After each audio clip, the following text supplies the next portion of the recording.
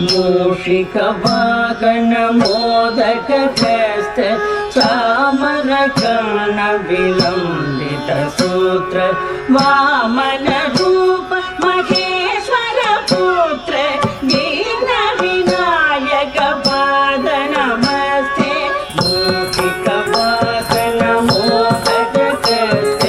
चामरकर्ण विलम्बित सूत्र वामन रूप महेश्वर पुत्र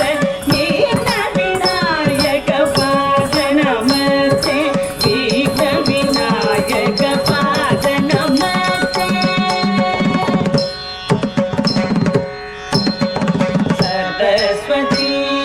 नमस्तुभ्यं वरदे कामरूपिणी विद्यारम्भं करिष्यामि सिद्धिर्भवतु मे सदा सरस्वती नमस्तुभ्यं वरदे कामरूपिणी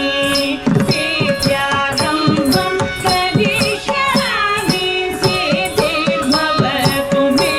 सदा सिद्धिर्भवतु मे सदा